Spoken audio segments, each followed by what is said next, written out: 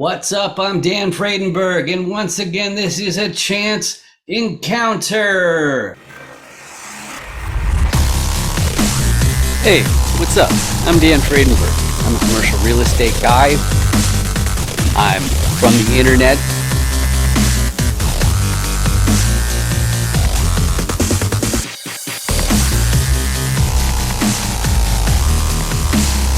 Power lines that are just kind of close. What's up again? This is Dan Fredenberg.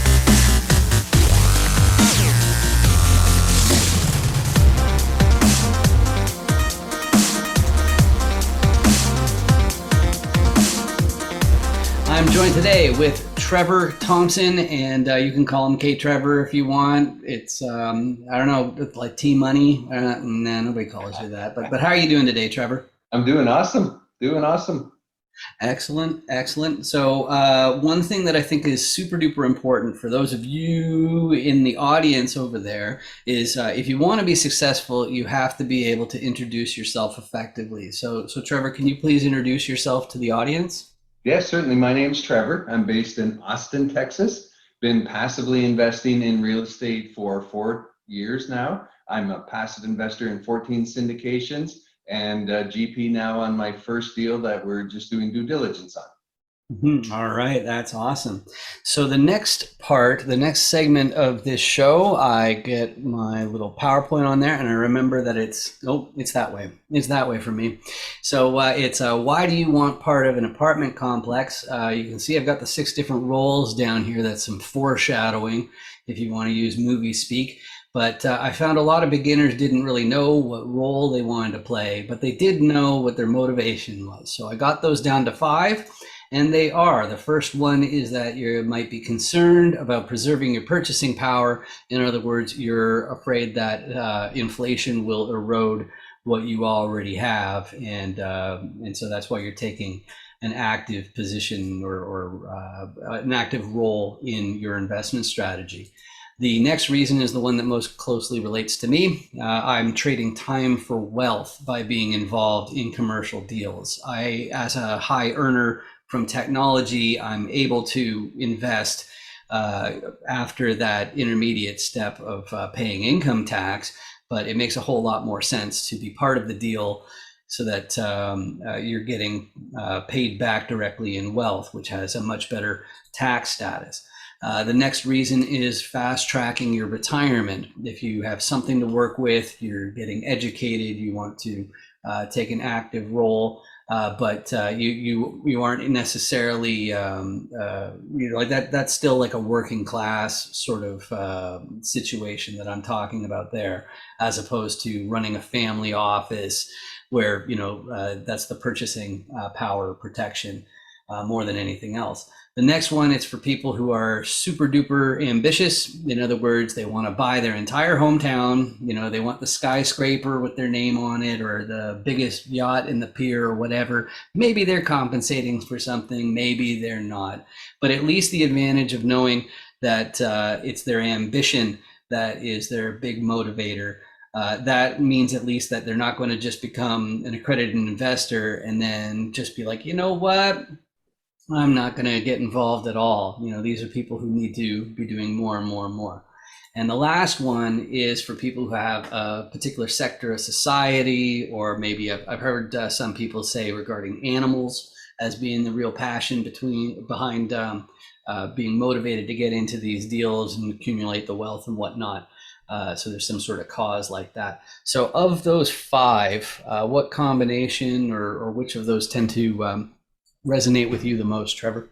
Yeah, I mean, the definite reason to become active is the difference is that when I'm passive, my money works for me. And when I'm active, all of the money works for me. So to be able to be compensated. So, it just is that next level of investment. And it's a smart move because I have the energy to do something. And so all of the money works for me instead of just my own.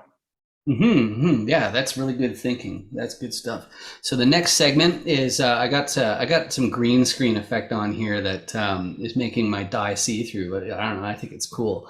Anyway, so I'm going to go through these 6 different roles in a commercial deal, and I'm going to start with the repositioner one.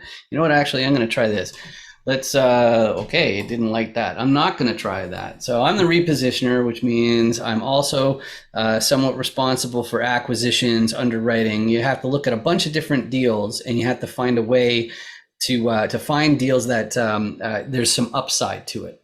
Yep. And the 2 easy ways to get upside are either operate it more efficiently or fix it up. So if you're a repositioner like me, you're going to have to find someone to run the thing because I'm from the internet. So I'm not going to be able to unclog toilets and all that kind of fun stuff. I'm not going to be flying down there all the time. And so if you are the repositioner, you have to have your operations team, especially if you're remote based like me. But typically the way you'll have more upside is by fixing it up with a contractor. So that way you can charge more rent. That means the property is bringing in more cash. But if you are from the internet, you're also going to need a local. So somebody who lives nearby who can get there in an hour or two and doesn't have to book a flight and deal with the airlines. But that really covers more of the day-to-day stuff. But when you're first making the acquisition, you're going to have to go to the financier, in other words, the bank, and say, hey, lend me a whole whack of cash so I can pick up this building. But one thing they're going to want that's not mentioned so far, they're going to want a sponsor. So even if Elon Musk or Jeff Bezos want to buy a 450 unit apartment complex, if they want to get a loan for that, they have to have somebody in the fold who already owns a similar asset. And then they also have to bring together a balance sheet with at least the value of the loan. So those are the 6 different roles there. And Trevor, what are your core competencies? You said that you were a limited partner in a lot of them, which makes you a financier of some sort. But Yes. Yeah, what would so you really describe? an operator. I'm local, and so that's why I've been looking in Central Texas area. So I want to be the boots on the ground, and I want to not necessarily deal with the toilets, but certainly manage the people that manage it, and be able to build it. It's really a combination of the fixing and the running better. I have a unique skill that I love incremental improvements, and a lot of people don't like that. They don't get excited by small things, but I do. And every day, every week, every month, every year, making things just a little bit better. And that is ideally suited to apartments because that's all it is just making it a little better, making it a little more efficient. And all of those things add up to more money for everybody. Yeah, it's really nice to be able to provide people with nicer places to live, Yeah, where they don't have to worry about there being trash in the hallway or something like that. It really is. it It's something really that is. nobody Yeah. wants. Yeah, I refer to it that if you make it a better place to live, a better place to work, it will be a better investment for everyone all around. I like that. I like that. So the next thing that I usually ask investors on this show, and you get bonus points for alluding to some face of the die. Uh, could you please describe the perfect person that you could help in real estate? Try not to, well, don't break any SEC rules, but if you could talk about who'd be perfect for you to help, who you could help more than anybody else in this You know, industry. I think I've been able to help people that aren't local. A lot of people want to invest in the Texas market that I'm in, but they don't live here. And they want to get a partner who they can trust, who's responsible, who's going to treat their investment as much as they would treat it as their own investment.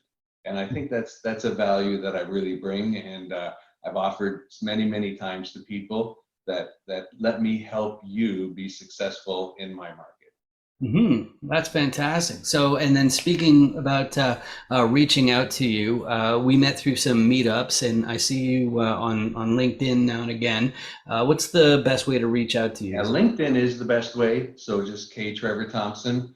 It's absolutely the best way. I'm quite active on it, not as active as you. You're really active, but I'm trying to get there and definitely respond and accept people when they connect with me there. Excellent, excellent. So, for you there in the audience, I do have a request to you, which is that if you look like down there on YouTube, there should be a red subscribe button. And if you click it, it'll turn gray.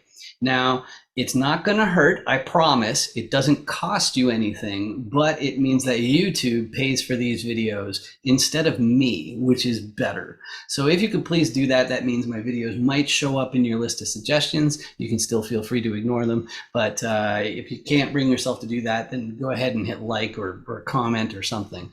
But I do definitely appreciate you coming out today, Trevor. My pleasure. Excellent, excellent. This has been another Chance Encounter. I'm Dan Friedenberg. My background's in e-commerce and in automation. So that's what I'm looking to bring on the operations and acquisition side to my next commercial deal. But this has been a Chance Encounter. Thanks again. See you next time. That was awesome.